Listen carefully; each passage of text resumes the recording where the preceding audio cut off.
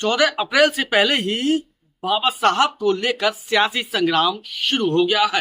भाजपा जो इस समय सरकार में है वो 14 अप्रैल को लेकर कई कार्यक्रम आयोजित कर रही है, लेकिन 14 अप्रैल से एक दिन पहले ही सपा के राज्यसभा सांसद रामजीलाल सुमन ने वर्तमान सरकार के खिलाफ मोर्चा खोल दिया। उन्होंने कहा कि हाल ही में केरावली के कोरी गांव में बाबा साहब की प्रतिमा को खंडित किया गया, लेकिन आरोपियों के खिलाफ एक भी मुकदमा दर्ज नहीं हुआ। ये कैसी सरकार है? ये दलित विरोधी सरकार है जो लगातार दलितों पर हो रहे अत्याचार के खिलाफ अपनी आवाज को बंद किए हुए है। सपा से राज्यसभा सांसद रामजीलाल सुमन ने बाबा साहब की लगातार खंडित की जा रही प्रतिमाओं को लेकर क्या क्या कहा। समाजवादी पार्टी से राज्यसभा सांसद रामजीलाल सुमन ने एक बार फिर उत्तर प्रदेश सरकार पर बड़ा हमला बोला है। उनका कहना है कि उनकी सरकार में दलित बिल्कुल भी सुरक्षित नहीं है। ये वो नहीं कह रहे बल्कि भारत सरकार के गृह मंत्रालय के अधीन NCRB की रिपोर्ट कह रही है। उस रिपोर्ट के मुताबिक देश में सबसे अधिक अत्याचार उत्तर प्रदेश में दलितों पर हो रहा है। सरकार झूठ और मनगढ़ंत तथ्यों के सहारे अपराध नियंत्रण पर अपनी पीठ खुद थपथपा रही है, जबकि सरकार के आंकड़े सत्यता से बिल्कुल परे हैं। उन्होंने इस पूरे मामले को लेकर आगरा का भी उदाहरण पेश किया। उन्होंने कहा कि अभी तक भगवान गौतम बुद्ध की प्रतिमाएं तोड़ी जा रही थी, लेकिन अब बाबा साहब की प्रतिमाओं को भी लगातार तोड़ा जा रहा है। हाल ही में केरावली थाना क्षेत्र के कोरई गांव में बाबा साहब अंबेडकर की प्रतिमा को खंडित कर दिया गया।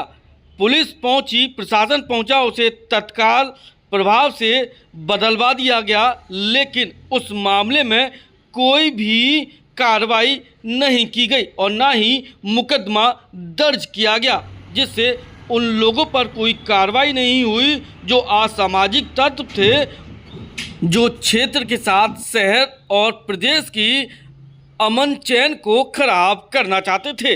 इससे साफ है कि पुलिस भी सरकार भी दलित विरोधी काम कर रही है। यानी दलितों की इस सरकार में ना तो पुलिस सुन रही और ना ही सरकार दलितों पर हो रहे अत्याचार पर कोई कठोर कदम उठा रही है। विषय है जिसको लेकर आज आप मीडिया से मुखातिब हो रहे हैं। उत्तर प्रदेश में दलितों पे अपराध की बाढ़ सी आई हुई है और ये मैं नहीं कह रहा हूँ, भारत सरकार के अधीन एक संस्था है NCRB, गृह मंत्रालय के अधीन संस्था है। उसके मुताबिक उत्तर प्रदेश में सबसे अधिक दलितों पर अत्याचार हुए हैं। पिछले दिनों देखने को आया कि जगह जगह बाबा साहब डॉक्टर अम्बेडकर, भगवान गौतम बुद्ध की मूर्तियां तोड़ी गई। आज जो बुनियादी सवाल है वो ये है कि अभी आगरा ज़िले में केरावली तहसील में कोरई गांव 8-10 दिन पहले मां बाबा साहब डॉक्टर अम्बेडकर की मूर्ति तोड़ी गई। आनंद फानन में प्रशासन ने नई मूर्ति ला के रख दी। कौन गुनहगार है आज तक उसके लिए अपराध पंजीकृत नहीं हुआ और न वो लोग ट्रेस किए गए जो उसके लिए दोषी हैं। कुल मिलाकर के देखने में आया है कि जहाँ जहाँ बाबा साहब डॉक्टर अम्बेडकर, भगवान गौतम बुद्ध की मूर्तियाँ तोड़ी हैं, वहाँ जो प्रभावी कार्रवाई प्रशासन को करनी चाहिए वो प्रभावी कार्रवाई नहीं हो रही है। कहीं घटना हो सकती है, लेकिन घटना पर अगर सख्त कार्रवाई हो जाए तो फिर घटनाओं की पुनरावृत्ति नहीं हो सकती। ये सरकार बिल्कुल लचर सरकार है और दलितों के खिलाफ सरकार है। पूरे उत्तर प्रदेश में कहीं से भी सख्त कार्रवाई का संदेश नहीं गया और उसका परिणाम ये है कि जगह जगह डॉक्टर अम्बेडकर की मूर्तियां तोड़ी जा रही हैं। ये बहुत गंभीर मामला है। सरकार का है, चाहे घोषणा कुछ भी करे, लेकिन कुल मिलाकर के लोगों का विश्वास टूटा है। इस सरकार से लोगों का भरोसा उठा है। सरकार आंकड़े कुछ भी पेश करे, सरकार न तो इश्तिहारों से चलती है न आंकड़ों से चलती है, सरकार जनता के विश्वास से चलती है। और उसके चलते मैं कह सकता हूँ ये कमजोर वर्गों के खिलाफ सरकार है, दलित विरोधी सरकार है। एक तरफ आप मूर्ति तोड़ने की घटना का जिक्र कर रहे हैं और अपेक्षित कार्रवाई न होने पर सरकार को कटघरे में खड़ा कर रहे हैं। दूसरी तरफ योगी सरकार ने एक नई पॉलिसी लेकर आई है, अम्बेडकर मूर्ति विकास योजना, जिसके तहत हर एक जगह अम्बेडकर जी की और वाल्मीकि जी की मूर्ति के ऊपर छत्र और पार्कों का सौंदर्यीकरण होगा। ये छत और पार्कों वाला मामला बिल्कुल अलग है, उससे कोई मानस तोड़ मिलेगा।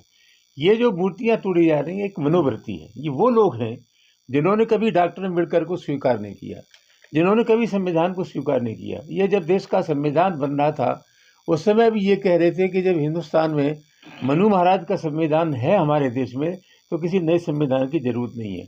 1949 में रामलीला मैदान दिल्ली में इन्होंने बाबा साहब डॉक्टर अम्बेडकर की तस्वीर को जलाया था, प्रतिमा को जलाया था।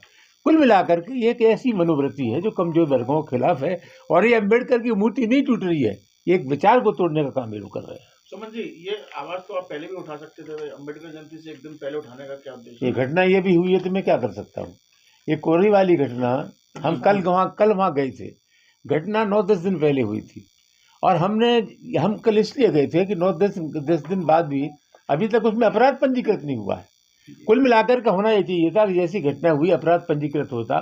इन्होंने शॉर्टकट क्या किया है, हर जगह जहाँ जहाँ डॉक्टर अम्बेडकर की मूर्तियाँ टूटी हैं वहाँ नई मूर्ति रखवा देते हैं।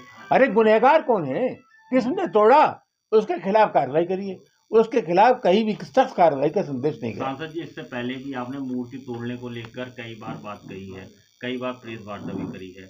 आपने बताया था कि हम लोग अगर इस पर कार्रवाई नहीं हुई तो प्रदर्शन भी करेंगे। अब एक बार फिर से मूर्ति तोड़ने के विषय पर आप प्रेस वार्ता कर रहे हैं। नहीं, एक बार थोड़ी, ये जैसा मैंने पहले कहा, ये घटना कोई एक दिन नहीं हो रही है, ये घटना लगातार हो रही है। अभी मेरठ में हुई घटना, एटा में हुई, दूसरे जिलों में हुई, तो घटनाएं लगातार हो रही हैं। जनतंत्र में यही हो सकता है कि हम उसका विरोध करें। अभी ग्वालियर हाई कोर्ट का प्रांगण में जो मध्य प्रदेश हाई कोर्ट है उसकी शाखा है ग्वालियर, वहाँ डॉक्टर अम्बेडकर की मूर्ति को उन्होंने लिख लिया। आप जानते हैं संसद चल रही थी, मैंने जितनी मेरी शक्ति और सामर्थ्य उसके चलते इन सब सवालों को हमने राज्यसभा में उठाया था।